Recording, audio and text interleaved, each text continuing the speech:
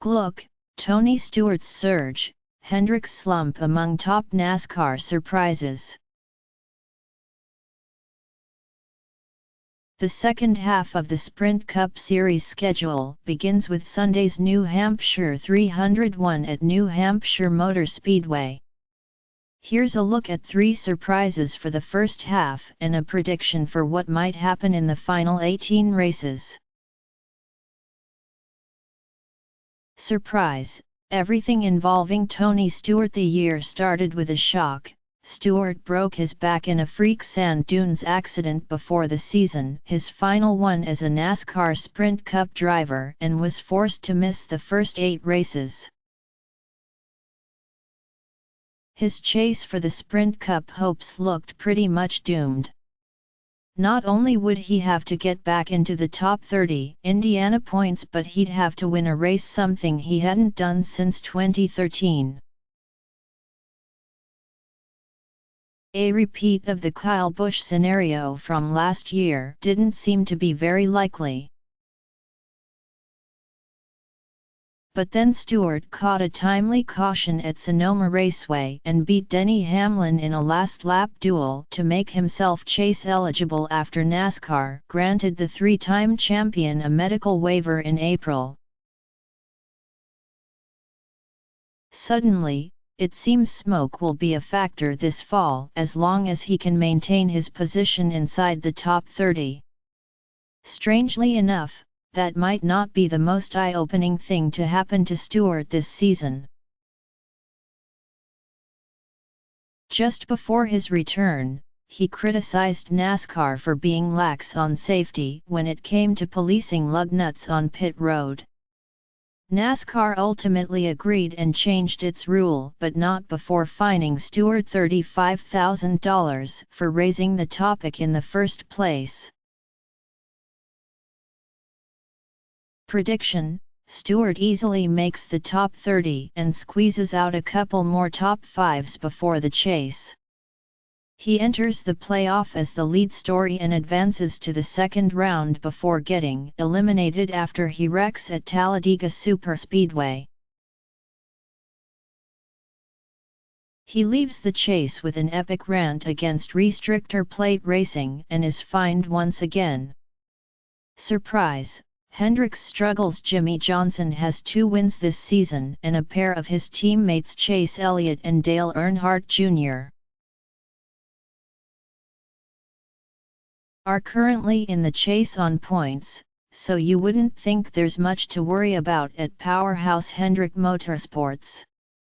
But the team has been surprisingly quiet this season, especially the last couple months. As Sirius/XM Radio's The Morning Drive noted this week, Hendrick has gone consecutive races without a top 10 finish for the first time since October 2011 and has failed to lead a lap in 3 straight races for the first time since October/November 2001. Elliott, Earnhardt, and Casey Coney have all yet to win. The team had a total of 6 wins at this point last season. And Earnhardt and Johnson have combined for just 2 top 10 finishes in the last 9 races. Prediction: come on! Do you really think this slump is going to last? With all its resources and talent, Hendrick always rallies. The team will put Elliott, Johnson, and Earnhardt into the chase, with all 3 picking up their performances in the next 8 weeks. One of them might even win this weekend at New Hampshire. Surprise, rookies shine. Speaking of Elliott, he's made sure the No. 24 team hasn't missed a beat since Jeff Gordon's retirement. In fact, the team is getting even better results than Gordon did at this point in his final season. Elliott has more top 5 finishes, 6 versus 2, more top 10s, 11 versus 10, and is higher in the point standings, 8th versus 10th, then Gordon was halfway through last year. In addition to Elliott's strong runs, fellow rookie Ryan Blaney is also a chase contender for Wood Brothers Racing, a virtual teammate to the Team Penske drivers because of the team's technical alliance. Blaney has 6 top 10 finishes, which normally would be the makings of a phenomenal rookie season if not for Elliott's presence. Yes, Blaney and Elliott crashed into each other last week at Kentucky. That hurt their seasons a bit. But it's been a long time since rookies have been this strong.